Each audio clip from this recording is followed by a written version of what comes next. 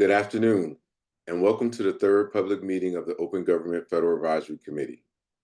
The Open Government Federal Advisory Committee is a federal advisory committee subject to the Federal Advisory Committee Act. My name is Arthur Brunson, and I am the designated federal officer, or DFO, and Daniel York serves as the alternate DFO for this committee. As part of my role as DFO, I manage the day-to-day administrative operations of the committee. I attend all committee meetings and ensure the committee operates in full compliance with the Federal Advisory Committee Act. The Open Government Federal Advisory Committee has 15 members, 11 special government employees who are experts in their fields and serve on this Federal Advisory Committee, providing independent judgment based on their individual expertise. They are subject to conflict of interest laws and regulations, and we have 4 regular government employees who are federal civilian officers or federal employees appointed to serve on this committee. The purpose of the OGFAC is to advise GSA on open government initiatives, including GSA's creation, implementation, and monitoring of U.S. open government national action plans and commitments. Additionally, the OGFAC will advise GSA Administrator on emerging open government issues, challenges, and opportunities supporting the U.S. Open Government Secretariat. As a reminder for all OGFAC members, please keep your line muted, and to unmute yourself when it's your turn to speak, please state your name to help the public identify who is speaking. We also ask that you update your name in the Zoom and include member if you haven't already done so. Members are requested, if you'd like to ask a question or make a comment, use the raised hand feature by clicking the reactions box at the bottom of the screen and wait to be acknowledged before speaking.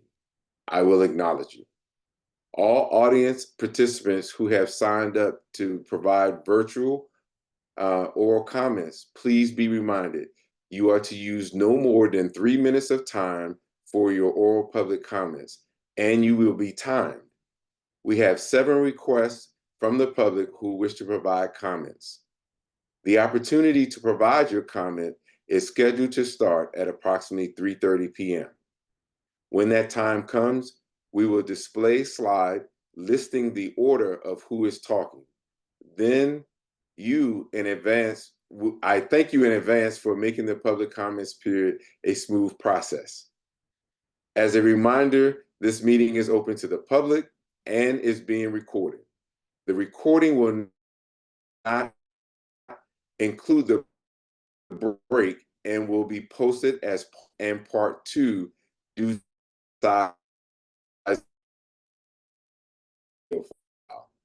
a copy of the meeting materials will be posted at https://www.gsa.gov/USOpenGov. That's gsa.gov/USOPENGOV in the coming days. On that page, you are to select a link for the Open Government Federal Advisory Committee webpage that includes a tab for each OGFAC meeting by date.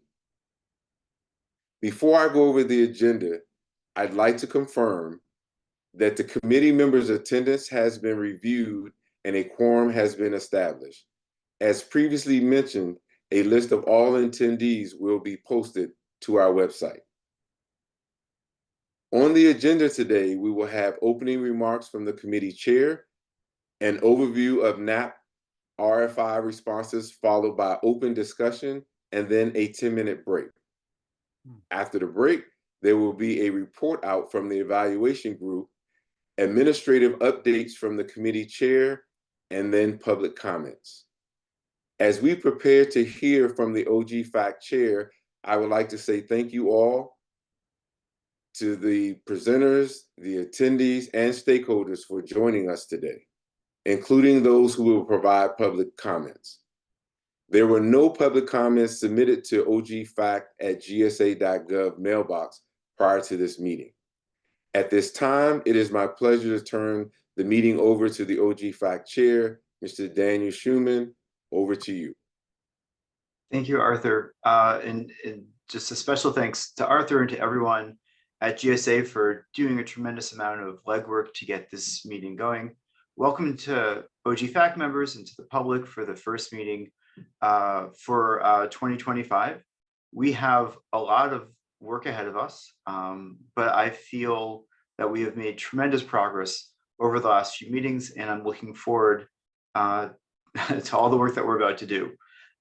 As Arthur mentioned, just to recap, the materials, including the agenda for this meeting, are on GSA's website for the Open Government Federal Advisory Committee, and they will continue to be posted there, as well as with the video and with the slides and all the other relevant materials. And the agenda information is up there in advance, so if folks want to see more detail than what's in the Federal Register, that's a great place to look. I encourage everyone who has comments that they wish to share with the committee of any kind to please email it to ogfac@gsa.gov. That OG as an open government, FAC as in Federal Advisory Committee.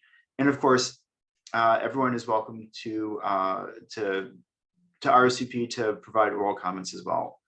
Arthur spoke about the agenda for today. We're going to hear from the Open Government Secretariat. We're going to hear from the evaluation preparatory meeting. We had initially invited public stakeholders from the folks who co-printed the Blueprint for Accountability to present today, but there wasn't enough time to get organized, so we have moved that presentation, and that will take place hopefully at the February meeting. With that, I'm pleased to hand it actually maybe back to you, Arthur, so that we can move to the presentation from the GSA folks. Thank you, Dan. At this time, I'd like to turn it over to the Open Government Secretariat, and I believe Alexis Masterson will lead us along with Laura Zachmary. Great, thank you, Arthur. Just checking my audio is okay? Perfect, thank you. All right, hi everyone. So Laura and I are going to be doing a deep dive into the responses we received to the NAP RFI that was released a few months ago. So if we could just jump to the first slide, please. So what we will be doing, I'm going to go back over the summary slides. I presented these very briefly at the last meeting, but I think it would probably be helpful to have a refresher. And then Laura and I are going to walk through an overview of the different responses we received, as well as provide examples in different thematic areas. So as background, we released this RFI to get input from the public on ideas that could help shape the 6th U.S. Government Open Government National Action Plan. The comment period was from September 12th through November 12th, so just about 2 months. And if you are interested in reading the RFI in full or the comments that we received, you can do so at the link you see on the slide. So in the RFI, we provided 4 guiding topics and key questions to help clarify the type of information we were looking for, though respondents didn't have to answer every question. So problem identification, we asked individuals to explain a specific problem that open government might be able to address. And that includes things like unmet needs, broken promises and processes, and problems around transparency, participation, and accountability. We also asked if they knew of any opportunities to build on existing work. So that could be work being done by a federal agency or outside of the government by individuals or NGOs.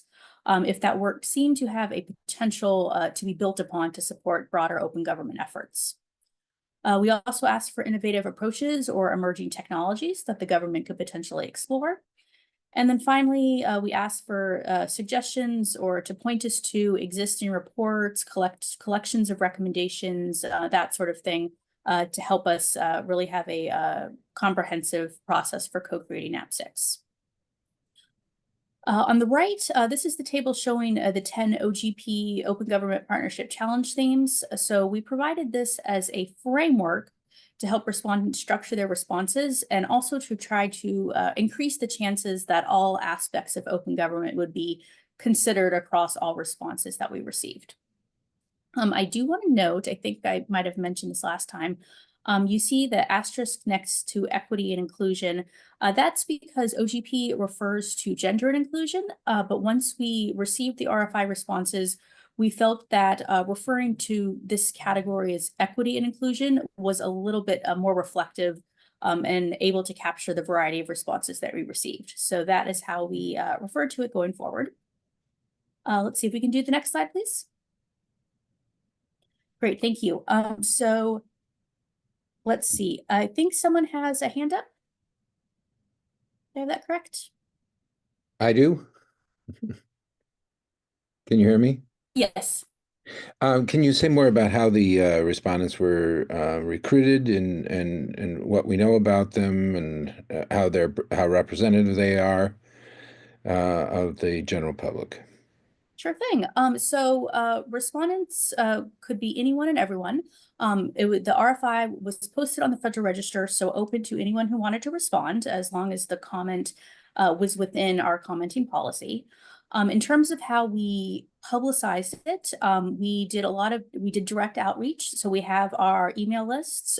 We also had the networks of the folks who I believe are involved in the FAQ. Some people were able to further advertise it via their own networks, post it on social media, that sort of thing. In terms of how reflective it is of US society overall, I think this slide actually can be very helpful in looking at that. Of the 51 total we received and 47 comments that were able to be posted publicly, 23 of those came from organizations. So largely organizations where their main work is involved in some direct aspect of open government. So for instance, one of those 10 themes we saw on the previous slide, or open government, public participation, that sort of thing more broadly. So sort of organizations that could be looked to as experts in this area.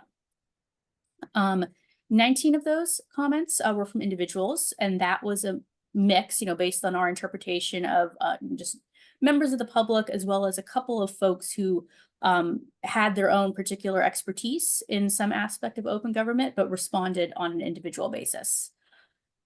And then 4 coalitions. So those were groups of organizations that responded. And again, because those are organizations, you can understand that those are individuals who this is where they put a lot of their time and energy is into open government matters. So and then I'll add one anonymous comment. So out of a population of many million individuals, we had 47 comments posted. So I don't think we can say we certainly didn't hear from everyone, but we heard a lot of ideas that did cover all 10 of the topic areas we were looking for.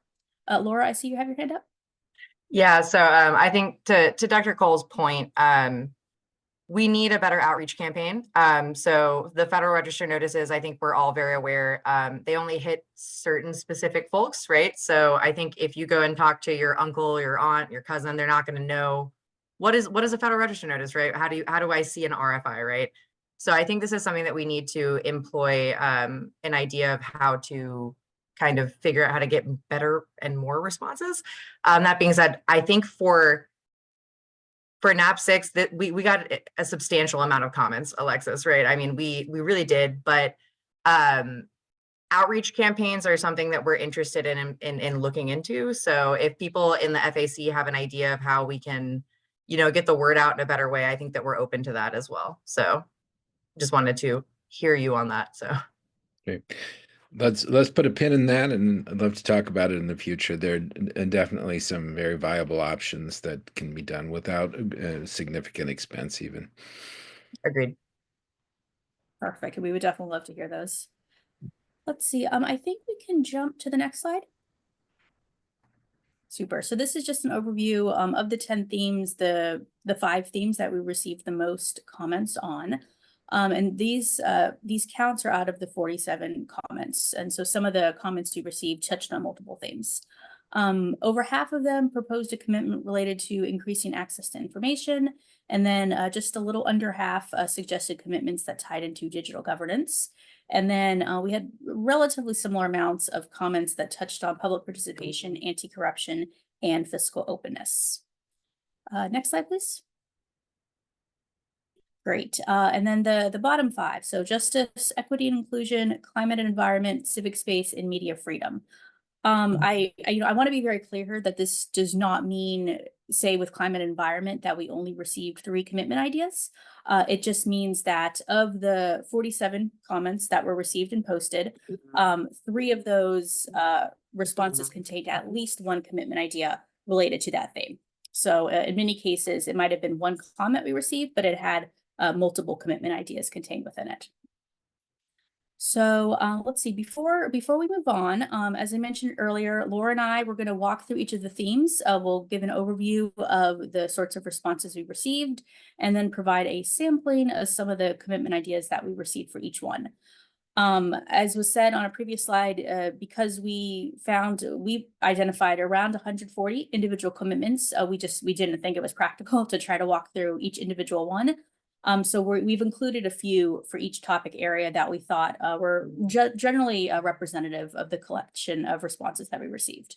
So as was said earlier, please feel free to raise your hand as we go if you have any questions or comments or ideas, and we would be more than happy to stop and have a discussion. So let's kick off with the next slide, access to information. So you saw on one of the previous slides, this was the area that received absolutely the most ideas. And those ideas, they broadly focused on enhancing transparency, public access, and usability of government data and information.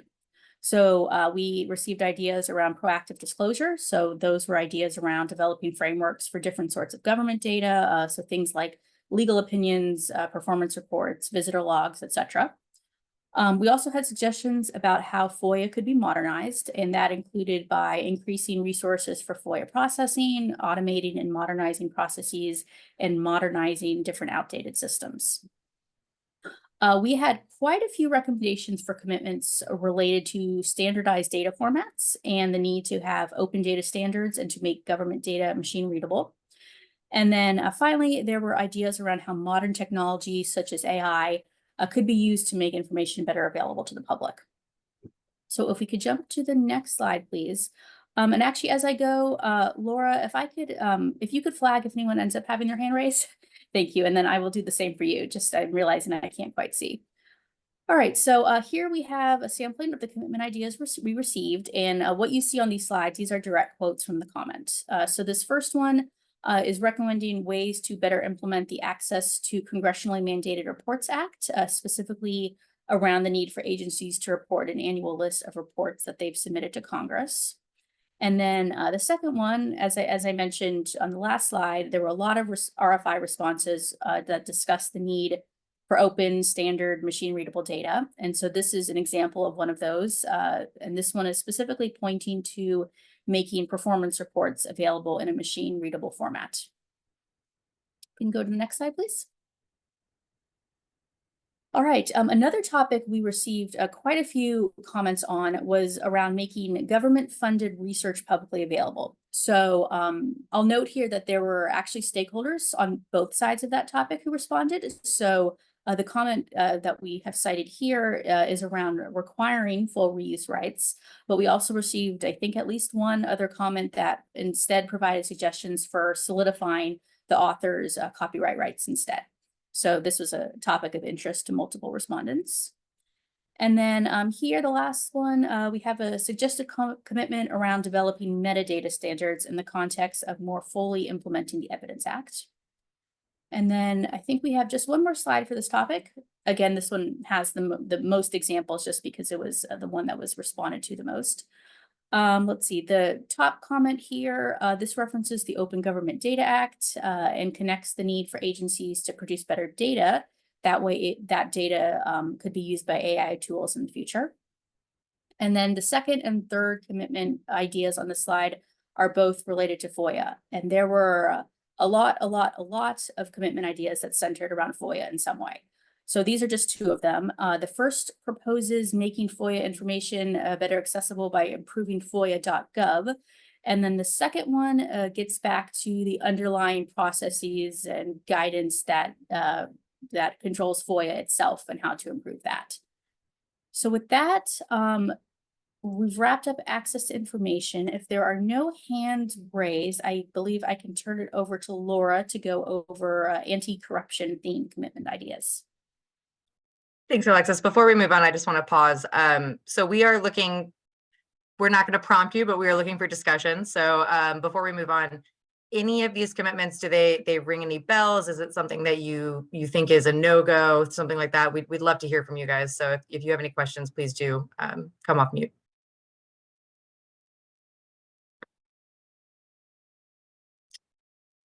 Hearing nothing. Okay, let's go to justice. I think we are going to anti-corruption next, correct, Alexis? Yes. Sorry. Do you have a hand raise? Someone does. Oh, sorry, sorry, attendees. I'm afraid this is just panelists who can. Yeah, just panelists for now. I apologize, folks. Go ahead. I'm sorry, Laura. Absolutely, no worries. Okay, so anti-corruption. So we got quite a few responses here in this area. So ethics commitments was a big one. So again, that's something along the lines of, strong ethics pledges for federal officials. But it also has to do with anti-corruption policies, transparency, visitor logs. I know visitor logs came up in the last one, so that seems to be a big one that's kind of been reappearing. Financial disclosures. So that's something that we're going to have to look at. Whistleblower protections as well. So some of those are, protections around, retaliators and accountable and educated appointees. Data accessibility was another big one. So we've been looking at usaspending.gov. That has come up quite a bit. Beneficial ownership has been a big one. So again, in federal contracting, so beneficial ownership refers to the identification of the individuals who own or control a company that are seeking those government contracts. So essentially revealing the people behind the company rather than just the legal entity. It's kind of an interesting idea. So beneficial ownership's been a big one that we saw all over the RFI. Another one was the AML, so the Anti-Money Laundering Act. So that's a regulation around vulnerable sectors. There might be a play with that with the CFPB, so the Consumer Finance Protection Bureau, in terms of funding certain agencies, and then transparency tools. So again, publishing advisory committee data, expanding those DOJ crime databases. That was part of NAP 5, but it could be part of NAP 6 as well. And then ensuring that public access to legal opinions as well as FARA filings. So we had a couple of commitment ideas for anti-corruption that came in through the RFI. If we go to the next slide. Thank you. Yes, so this is around the Federal Acquisition Regulation, so the FAR Council. So this is sections 885 and 847, which is around finalizing a rule to implement basically the federal contractors and grantees that they disclose that beneficial ownership, data to the public, to the government. We can do that through the System for Award Management, which we call in the government SAM.gov. So the 6th National Action Plan would kind of have to call on the FAR Council to do that. I have a little bit of experience with the FAR Council. It can be an interesting process to go down, but it is something that could have a lot of impact. So we wanted to show you guys this commitment. And then I think we have one more as well. If we go to the next slide. Thank you. So this is about the e-file templates and the web forms. So we've talked a lot about the Foreign Agents Registration Act, the FARA Act. So that e-file system, it's got to be updated to kind of have that standard machine processable format. We've talked about this with data for many times. Like the government is still a little bit behind on this, so we're working towards it. So we're trying to use that common entity identifiers and all that fun stuff. And then we are talking about a central database in the last one for FAC members, so yourself, Federal Advisory Committee members. So that would be created to basically have you guys disclose your financial interests. I'm sure you guys are glad to be called out in the RFI that way, but I'd like to pause here. Was there anything from anti-corruption that folks wanted to chat about?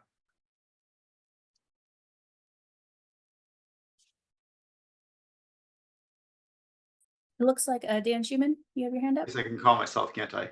I just had a, sorry about that. I had a quick question for the previous slide. Let's go back for a second. You can go back. Oh, actually, no, it was, never mind. I'm fine. Thank you very much. I appreciate it.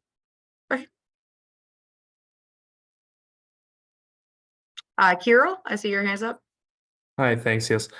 On the, related to the commitment on the previous slide regarding beneficial ownership transparency, particularly for prospective federal contractors, I think it's an interesting idea and certainly marries up with a lot of, the broader beneficial ownership reporting requirements that Treasury has been working on the last year plus related to the Corporate Transparency Act. So I think that there's a possible connection there that we could leverage. I think that's an interesting commitment, but again, there's right now the CT is a little bit in limbo, legal limbo. So pending on how things unfold from here, that'll be a consideration that we need to take into account as well. But that is to say that as Treasury, works on this, all of that information will be captured by Treasury, not just the companies who are prospective contractors, but the sort of whole universe of corporations in the United States. And that is, Kirill, that's really good information for us. We're kind of looking right at this point to have a conversation around who do we need to start looking into contacting, who do we need to reach out to? So, I mean, FinCEN is one of the options. There's other options within Treasury, right? Yeah, that we probably need to start doing outreach to. So the more conversations we can have about that around these commitment ideas about who do we need to start branching out to, that would be super helpful. So, so definitely FinCEN, I think. So I think, Alexis, you're taking the next one, correct? Yes, I'll go over civic space. Perfect. So we saw in the previous slides, unfortunately, this area received one of the fewest amounts of responses, commitment ideas. So what we did receive revolved around creating online spaces for public engagement. So if we could jump to the next slide. Here we go. Perfect. Thank you. So this is a sample, and this comment that we have pasted here, this was about a proposal for launching a competition to create an online space for public engagement. And we thought this one was interesting and worth flagging because we did have a commitment in NAP 5 that looked at encouraging innovation by using challenges and prize competitions via challenge.gov. So this was a short one. Let me pause, see if any ideas, questions, comments. Because if none, I will turn it right back over to Laura. Awesome. Yeah, so civic space, unfortunately, it did not get as many responses as we wanted, but more to come on that. I think some of the PPCE work that we're doing around the public participation framework and all that fun stuff might kind of have an overlay with some of that. So if we move to climate and environment, if we can go to the next slide, please. Thank you. So I apologize. I have a cat that's trying to climb up behind me. So data quality and accessibility. So data accessibility has been a big one. This seems to hit very hard with a lot of climate areas. So folks want to know when their boil water advisories are coming, right? That's an important thing. Think about the winter storm right now, right? So they want that standardized, that high quality. They want timely, and I think that's very important, and accessible environmental data with attention to data privacy and interoperability. So that is something that's going to take a little bit of back play, right? Forward and with private sector as well. They're looking for things like open data tools. So user-friendly tools, APIs, platforms that really make the accessibility of that data and more accessible. And then modernization and integration. So that is looking at the National Environmental Policy Act, NEPA, NEPA. So those platforms, how do you scale them? How do you have innovative projects around that? How do we streamline, environmental permitting? And then the last one that we kind of hit on was community engagement and collaboration. So how do we get that data from, civil society, but not just from civil society, from local governments as well. So community generated data. And the support that the community really needs around that. So data standards, I think, are kind of key here. So if we go to the next slide. Thank you. So the commitment ideas that we kind of came across multiple times were the prioritizing the Council on Environmental Quality, so the CEQ's recommendation to develop a data fabric and taxonomy. It's actually fairly robust, so I do encourage folks to go to the link there to check that out. It's something that we could definitely prioritize.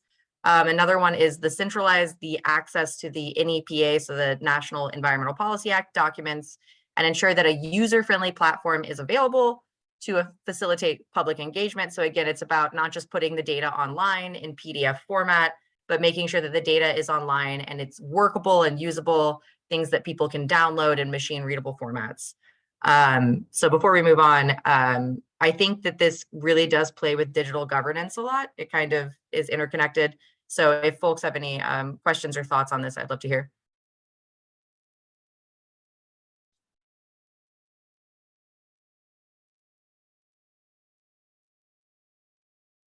Okay, Alexis?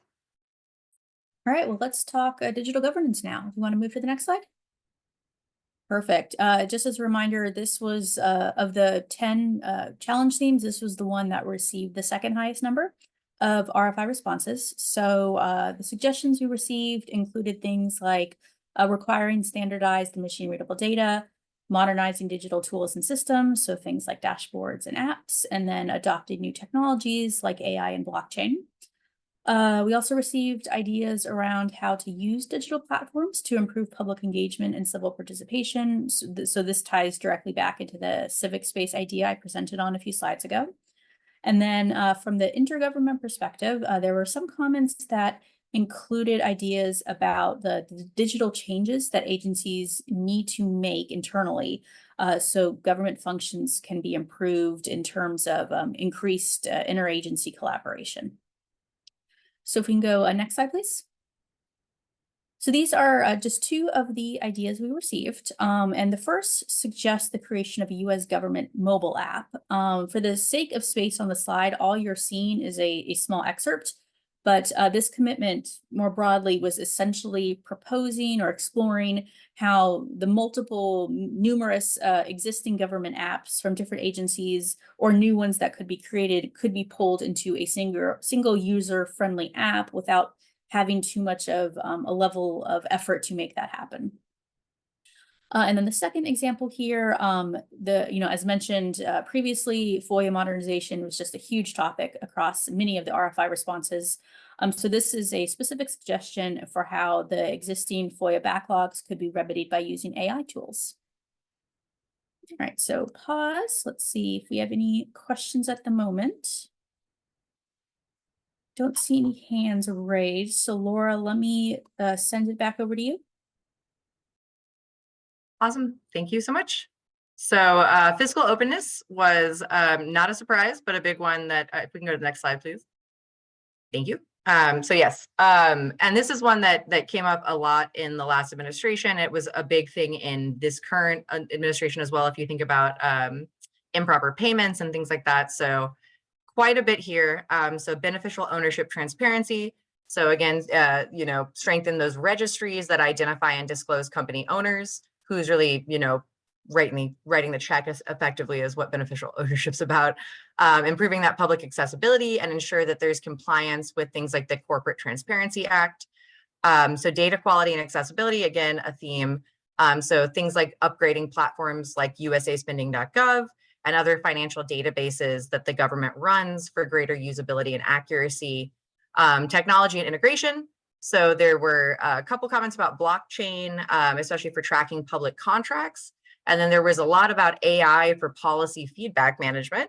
I think AI is something we're getting spun up in, but hopefully it might be something that we want to try and tackle. And then federal reporting and compliance. So that was centralizing that report publication, standardizing financial statements, dashboards, again, to monitor agency compliance. And then the last one was expanded disclosures. So proactively sharing legal opinions. And again, the key here is proactively sharing, not after being requested, but proactively sharing legal opinions, advisory records, and corporate crime data as well. So if we go to the next slide for fiscal openness, yes, commitment ideas. So this is about engaging the American people more at the local level. But a lot of people have talked about what can we do with Recovery Act dollars? How do we trace that money? How do we know that that money is being spent on things that we care about? So how do we engage the public in monitoring those efforts and kind of tracing that dollar amount? And then governments reporting financial statements as well as budget data in the same format. So again, data operability, data accessibility, all of that. So that's going to be machine readable, things that satisfy the requirements like the Grants Reporting Efficiency and Transparency Act, the GREAT Act, which was passed in 2019. So there's some central through lines, I think, through a lot of these when you look that are very related, but kind of hit on multiple themes. So I'm going to pause because I know Alexis and I are hitting you guys with a lot of information. Are there any questions related to fiscal openness? I see Dan's hand is up. Yeah, thank you. So would you go back one slide, please, for a second? Yep. So when it says proactively share legal opinions, is this is relating specifically to legal opinions from the Office of Legal Counsel at the Department of Justice, or is it broader than that? So the commitment that yes. Okay. So as much as I would love to say it's broader than that, no, the specific commitment language that we're talking about was related to that specific office. Yes. Okay. So if you wanted to broaden it, that would be up to you. But at this point, no, it's related to one office, correct? Yeah, no, that's helpful because it's very specific. Yes. When we're looking at implementation questions. And I'll just say, just for everyone, this is a lot of information that Alexis and Laura are presenting to us. We're going to go back through these things. So like, and all of this is also online, so people can go through and look at the slides. So we'll go back and we'll hit these things because I know it's a lot to like process. Like at least for me, like I want to hear the whole presentation before starting to pick into things. So thank you, and I'll hand it back to you. Absolutely, and we can make sure that we follow up in some way with more of the RFI responses. I know, Alexis, that we've kind of sent that information before, but it might be good to send to the FAC one more time, a refresher on how to access this information and kind of slice through the data. And we are also, if we have time, welcome to go back and we can have a conversation about different topics as well. So I think we're going to one of the final ones. Alexis, I think you're up. Yep, if we could do one more slide, please. Excellent, thank you. All right, so you might recall from the summary slides, this was a topic that was less represented in the RFI responses. However, the good news is, even though it was a small number of respondents that addressed this theme, those that did included a variety of commitment ideas. So those ideas included things like broadening the priorities of policymakers to include health, safety, and well-being when making policy decisions, increasing agency compliance with the Voting Access Executive Order, a better implementation of new standards around race and ethnicity data, ideas for improving public engagement amongst underserved groups, and then also there were ideas for recommended approaches to make public engagement more inclusive of the many different language speakers and cultures we have around the country. So we can go to the next slide. So we chose to highlight this comment just because what we're seeing here, it centers around multiple different ways to better implement the Statistical Policy Directive number 15. And we thought this was just a really good example of a single comment that had multiple commitment ideas around advancing equity and inclusion. So this comment with the sub-bullets proposes expanding the number of groups for which data is gathered above and beyond the guidance to focus on top 6, establishing an enterprise data inventory, requiring agencies to report on their progress in complying with SPD 15, and then improving transparency by providing information into why an agency has been exempted from collecting data in alignment with SPD 15. So let me pause here.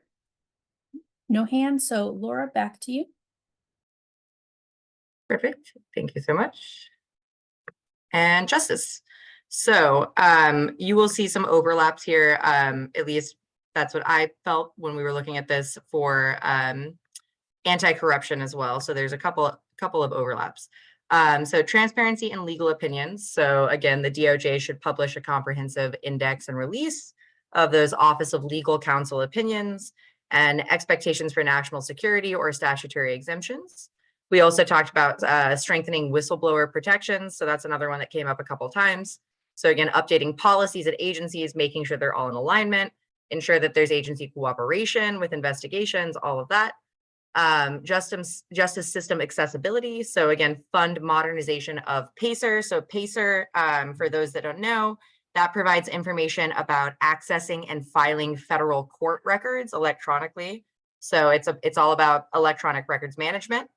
And then we also had the improved whistleblower databases. So that is modernizing OSHA's whistleblower protection program. So OSHA, again, is the Occupational Safety and Health Administration. So that was a specific commitment that we saw. We can go to the next slide. Go into this a little bit more. Yes. Okay. So publish a comprehensive and updated, this is index of all final OLC opinions. So I know when looking into this, it can be a little difficult. So they don't always file things if there's never been that final opinion. And that can be kind of difficult because not everything gets to a final opinion. So it doesn't necessarily go online. So that can include titles, dates, authors, everything in the settlement agreement. So that all needs to go online. And then also consider prohibiting implementation or enforcement of non-disclosure policies. So that would be kind of put under what we call the Lloyd Lawful Act. So providing communications with Congress. I think Dan Schuman would probably have the best idea of how we engage with Congress on something like this. But I will open up the floor to anyone online who might have any sort of thoughts or opinions about this.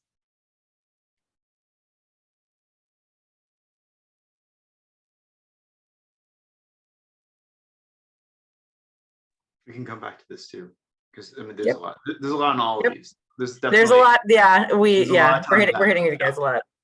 So if we need to go back, I think that's a perfectly acceptable thing to do, that we can go back. So I think Alexis, you have the last and final.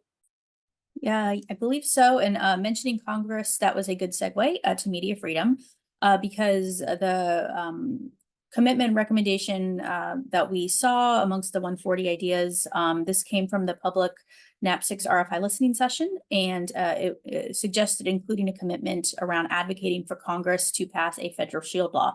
So, you know, something where the ball would be very much in Congress's court there. So why don't we, that is the last one. So we can pause here. Dan Schuman, I defer to you if you want to suggest going back through them or just opening it up to general conversation. Laura and I are happy to try our best to answer any questions you all have on the slides that you presented, or are also happy to listen in if you all wanted to have a broader discussion or have ideas to share. Take copious notes. We might have to get back to you with research and all of that, but we're happy to try and do our best. That's totally fine. So maybe we should go to the Brady Bunch view so we can all see each other for a minute. I think what might be useful as a starting point is just to see if people have general reactions. And while people are gathering their thoughts, I think one thing that would be helpful for me, at least, is you clearly went through all of the recommendations and you sliced and diced them to try to figure out which categories they fit into and all. And I'm sure you're going to be engaged in some process where you weigh them to try to figure out like what you're going to recommend as well in consultation with the relevant agencies. Could you either show or talk about one, how you just went through all the comments to break them up? Like, is there a giant spreadsheet in the back? Like, how did you do that? Because we may steal from you to start. And then Dan, I'm so sorry. We need to go back. We have one more section that we did not get to, so we need to get back to the slide deck. Sorry. Yeah, one more. Sorry, we had 9 out of the 10 covered. Public participation, yes. Thank you, so, Laura. Yes, if we can go, thank you very much. So one more, and then we will go back to kind of the assessment techniques that Dan was talking about. So public participation was a big one as well.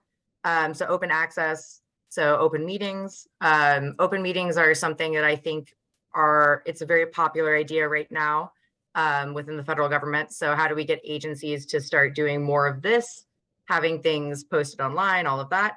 Digital engagement's another big one. Centralized platforms, so real-time feedback tracking, all of that. And that's something that we've actually, we've investigated somewhat with other governments worldwide and how they kind of engage their citizens digitally over line. And then improved accessibility and modernization. kind of a common through line. So we go to the next slide for the, perfect.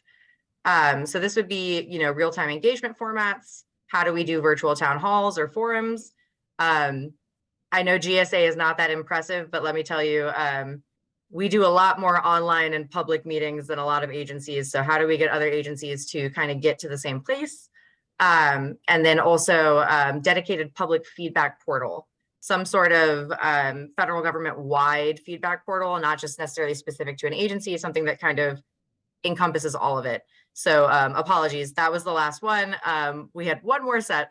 So I'm going to bring it back to Dan's point about how was this data kind of acquired? How did we go through it? And I'm going to hand it over to Alexis because she was the head lead for that. So. Sure. Thanks, Laura. And great question, Dan. So I would say in a nutshell, we went through the comments received along with the attachments, and we pulled out everything that had a very specific idea for a commitment and chose which ones we wanted to include here based on the criteria that the Open Government Partnership has laid out on what makes a good commitment. So we were looking at them first and foremost, were they SMART commitments? And by SMART, of course, meaning specific, measurable, answerable, relevant, and time-bound. So, if you look back on these slides, you might see that some of them might be a little more specific in one of those regards. We did receive a couple of commitment ideas that referenced in terms of timing, trying to do something, by the end of January 2025. So there were, ideas that were received that were solid ideas, but timing wise, of course, wouldn't be realistic. That doesn't mean they weren't, they're not worth looking at, but just they weren't ones we included here. So SMART, that was the first main criteria. We also then looked at the other two areas OGP recommends. So one, whether or not they are ambitious. So trying to build on what might be done already, or just taking the government beyond, what it even can do at this time. So not low-hanging fruit, but ones that have some genuine meat to them. And then finally, relevance. So making sure that they were directly related to either transparency, accountability, participation, and then technology and innovation. So those are the four categories that OGP says a commitment should touch on. And I would say the vast majority of them they were relevant. They touched on at least one of those four categories. We received one or two that, unfortunately, they might have touched on one of those, but they weren't looking at it from the federal government level. They were looking at a specific state or territory. So again, germs of ideas there, but not the ones that we thought it made sense to highlight on this slide, just on this presentation, just because there is limited time. So that's how we assess them. A lot of reading and trying to see, do these seem to have, are they already meeting the criteria OGP recommends, or does it seem like they have some really good potential there, even if maybe they haven't quite hit all of those elements just yet? That's very helpful. And I can tell both of you did a tremendous amount of work just to try to organize this and get this together, and also put the presentation together for all of us. And I appreciate it. I'm going to open it up to questions or comments, all which is appropriate now. If you just want to raise your hand, there's a little, we've already got one. If you don't see it, there's like a little icon that says raise hand at the bottom. Steve, do you want to go first? Yeah, I'm not sure. I should be the first because I'm going into a bigger frame. And maybe these are questions that you've answered in other ways. A lot of these proposals overlap and relate to ones that are in the recommendations of the Congressional Modernization Committee. And there are a few hundred of them, and it just seems like that ought to be part of our consideration. And there's also the actual legislation in Congress. I think it would be quite relevant how much in each of these areas what we have going on there. And then the third, we talk about the public and tend to think, well, anybody who's not in government is the public, a self-selected person, but that's not necessarily representative of the public as a whole, and there are a substantial number of polls and surveys and so on that have input that are relevant to a lot of these areas, and it seems to me that ought to kind of be in the picture too. So basically, what's going on in Congress and what's going on in representative samples of the public seem to me to be a potential, not just these 51 people or something like that, to bring them to the table as well. Those are great comments. Were you, Alexis and Laura, Steve, if I'm somewhere, I'm going to take it and turn it into a question. And if I don't do it right, please just yell at me so we can do it better. So there is other feedback that exists out there besides that which is in the Federal Register. Is that something that y'all had looked at, or are those things that you might be looking at, whether it's activity in Congress or polling or anything else? And if there are things that we should be looking at, like that's also a good thing to raise up. So Alexis, I see you're off mute, so I'll let you volunteer yourself first. Thank you. Sure thing. So I would say the answer to that is a partial yes, in that we have had resources sent to us. We've of course looked at the letters and emails and things that have come from civil society and different organizations ever since we as a secretariat were formed. We also have various resources and recommendations that were given to us specifically through the RFI responses, because that, you might recall, that was one of the questions that we asked folks, tell us what's out there that we don't even know exists. We have not, though, and this would be the more no half of my response, is we have not gone through all of that material systematically and done sort of a piece by piece pull out commitment ideas like we have with the RFI feedback. So we know what's out there. We have been developing our sort of Rolodex of resources, if that's a correct way to refer to a Rolodex, but haven't done really a theme by theme analysis at this point in time. Steve, if you want to follow up, if you've got more. These are just suggestions about, expanding the scope and triggers. And it's very helpful because we know, this is something we've talked about internally, and Laura mentioned it can't be just the ideas of, 47, 51 individuals and organizations that are specific experts in this area. We do want to make it as broad as possible. I mean, if there is legislation, proposed congressional legislation, we should be aware of that. That's Yep. It's definitely part of the picture. And if and as far as the polling data, I'm happy to do what if there's interest in that, I can give some input on that. We track these things. That would be great. Thank you. Thank you. And you would anticipate my question, which is if you had suggestions for data sets that we should be looking at that indicates various kinds of public sentiment, that would be most helpful to share. And we can talk about it as the Federal Advisory Committee, as well as make sure that our GSA friends have it. I'm going to go to Amy. Great. Thank you. Glad to be here with you all today. And thank you for this helpful presentation.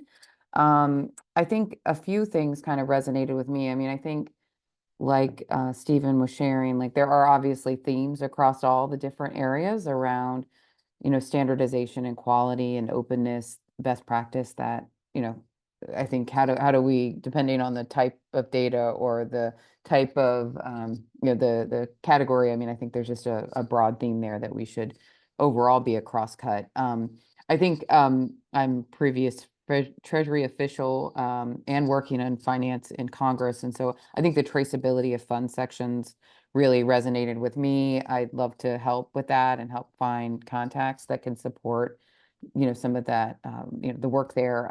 I think the one thing on the traceability of funds, I helped with the Data Act, and, most of our traceability of funds today actually stops at the state level and doesn't actually flow down to be able to see where money is meeting the needs in community, or if it is meeting the needs in community. And so I would very much like to see some recommendations around how we make those connections. I think it's possible, just like what we did in federal finance, where we found, using existing data, found ways to map and link data that allows us to connect it and get the new insights that we need. And I think we can do that again as we take it to the next level down. And I think we should make that one of our priorities. I also think there's an opportunity, I saw threads of this throughout a number of recommendations, to kind of modernize the financial statements and the financial reporting that's occurring. And while we have our budget data, the transactional level data, there's also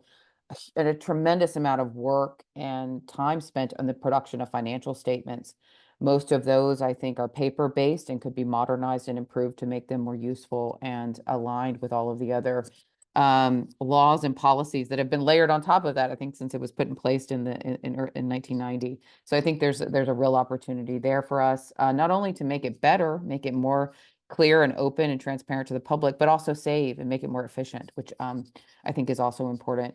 The beneficial ownership points that came up in a number of the recommendations really resonated with me, and how we embed that into sam.gov. I know there's a long, lengthy discussion around some of that over the decades I've even been involved in it. So, but I love to see it and think it's good that it's here.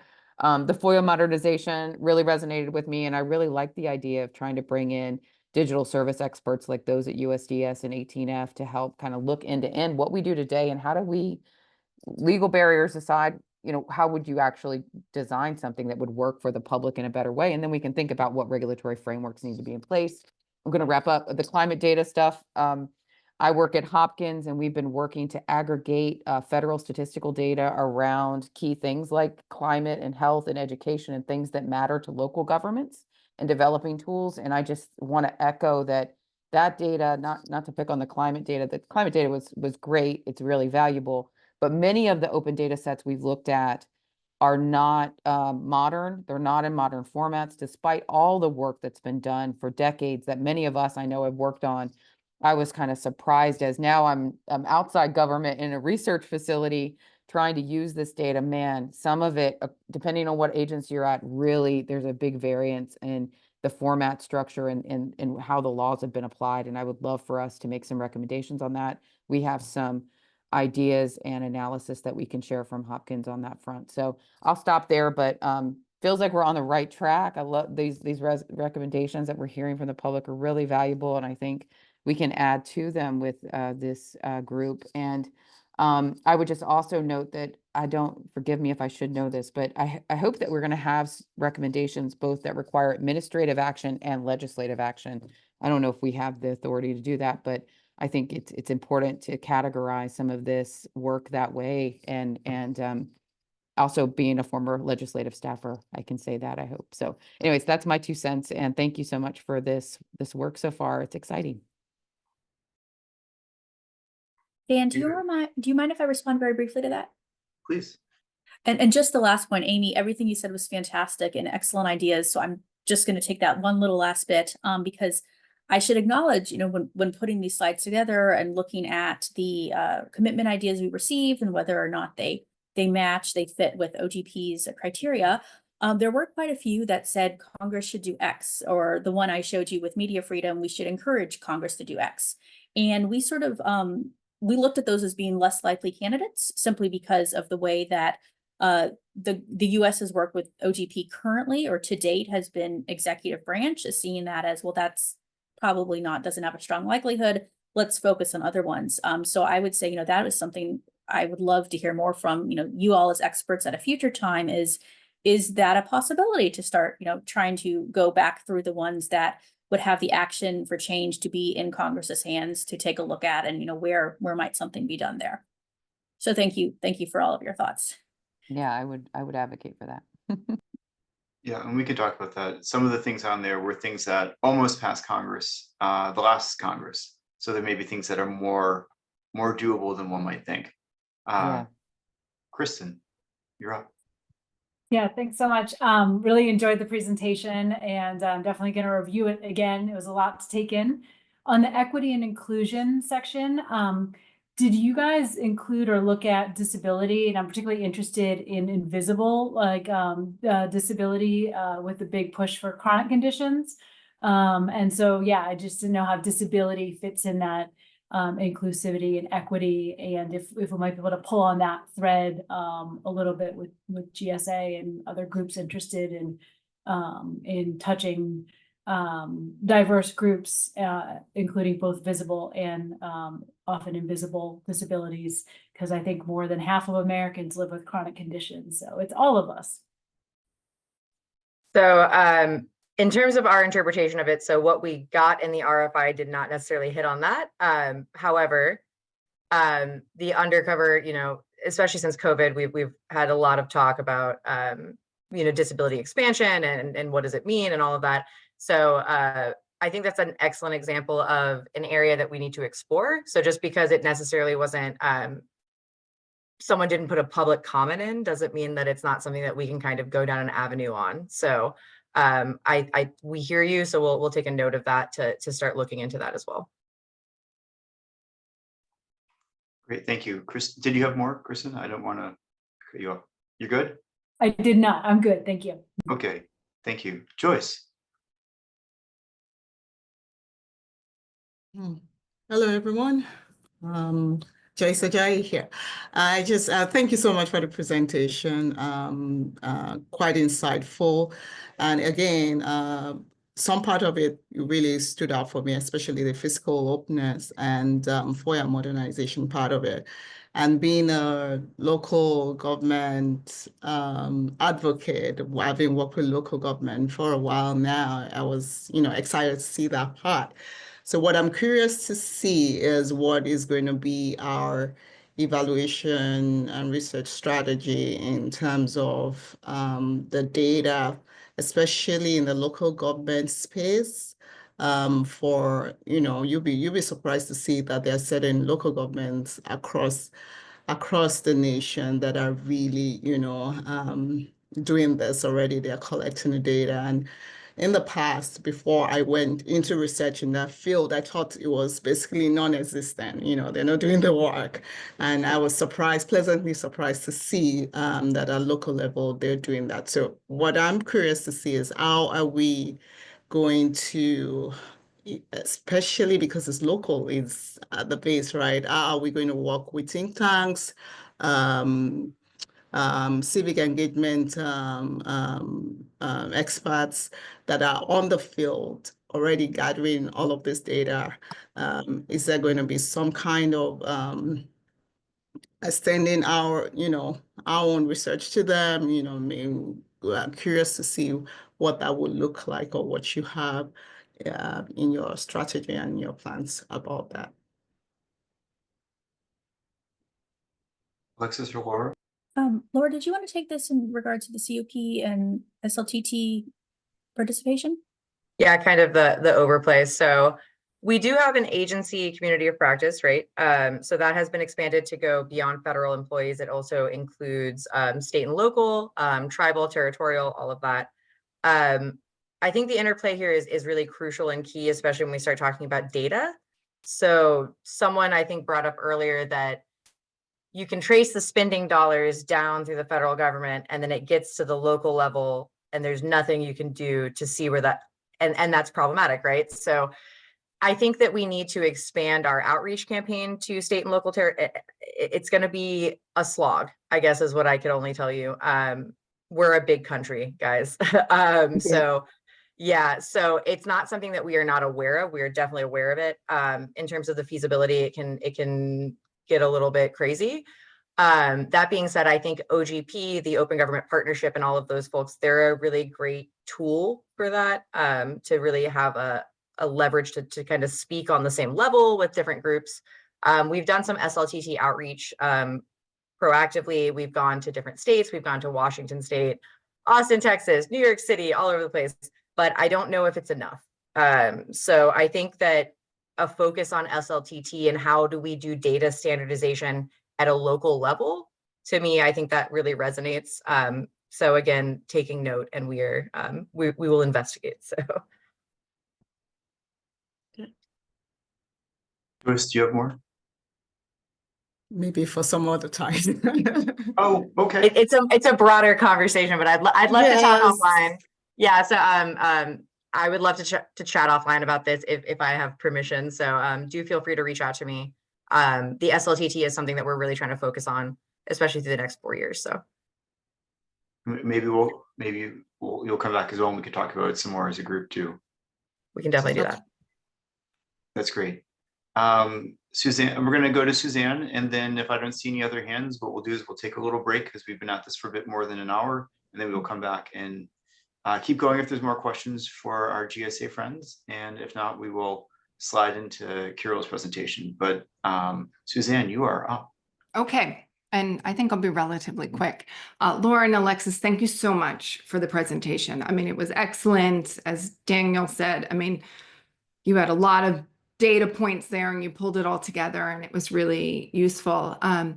My question is more general and maybe it's already been answered by the conversation, but what sort of feedback are you looking for us from this? So you presented, specific recommendations that came in through, from the public. Are you looking for us to react to that? Are you looking for us to give feedback on process as, came up earlier, process to get more information? What are you looking for us to give you as you're developing the NAP? Yes, I was gonna say, Alexis, do we want to go to the timeline on the slide deck if possible? Yes, It we might can certainly do that. interplay with what she's talking about, yeah. I would say also, this might be a question for one of the Dans, Dan York or Dan Schumann, just because this is I think more of an existential question of who's doing what, at least as far as NAP 6 goes. So sure. That could it's a be. perfect question. Yes. You asked for feedback and first of all, I should say the commitments are all great. I mean, I could see value in all of them. It's a matter of figuring out what to prioritize, but then it's like what, sort of the parameters of the feedback, I think would be useful. And maybe that's for later, but thank you. So maybe not a short question. Sorry. Might be a longer question, but an excellent question and one we've waffled on as well. I don't think we have to necessarily go back, but I know Alexis and I have talked to you guys about the timeline for NAP 6 a couple times and the process of, getting the draft and then approval and getting that through the White House and all of that. And it is lengthy and difficult. So at some point we might want to hit on that again, but Suzanne, yeah, we hear you on that. So it might be something that Dan should facilitate. So I will let him take that. No, happy to step in. By Dan, I think you meant Dan York. Hi, I'm Dan York with the U.S. Open Government Secretariat. So what we're doing here is presenting to the Federal Advisory Committee and all of its members our analysis of what was in the RFI, right? So our hope is that the Federal Advisory Committee can use this as input into your own deliberations as to what recommendations you want to make to the GSA administrator and ostensibly to my group as to what commitments you as individual members should, through your own expertise, should be included in the next NAP 6. We're also looking at those recommendations and not only the recommendations from the Federal Advisory Committee, but also what's included in the RFI and our various listening sessions and public engagements, all as input into where it will eventually go into the NAP 6 draft, which we're hoping to then also put up for public comment in its entirety. But as with this as input, we hope this helps then better inform the recommendations that you develop, either using them or not using them, adding to them, removing from them, whatever you in your personal experience as members of the committee think is best to build into those recommendations. Is that muddy enough? Muddy, yes, but Excellent. thank you for answering. It's grist for the mill, right? Right. But Dan, sorry, go ahead. No, I was just going to pass it back to either yourself, Laura, or Alexis. Yeah, so I did promise a break. So but before we do that, there's a lot of information there. You gave us a really good high-level overview.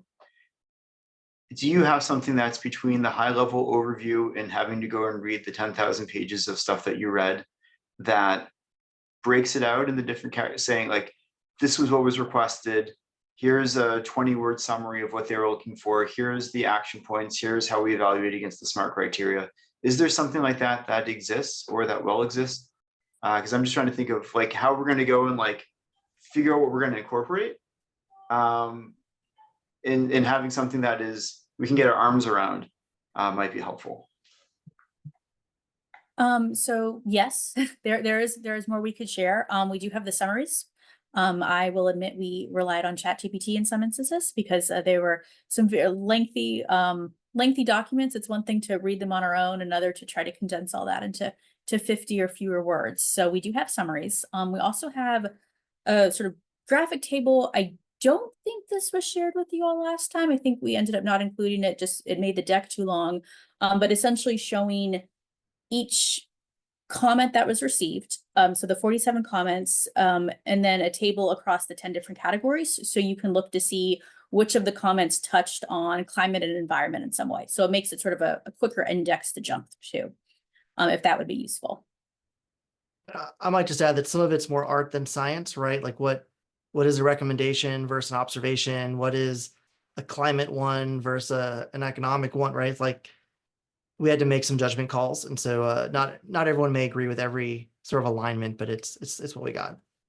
Yeah, I mean, I think that would be helpful if that's something that you can share. I mean, I know that I'd started to create my own version of that, and I was also using ChatGPT to try to boil some of them down or to identify points. And I mean, I read most of them, although some of them were really voluminous.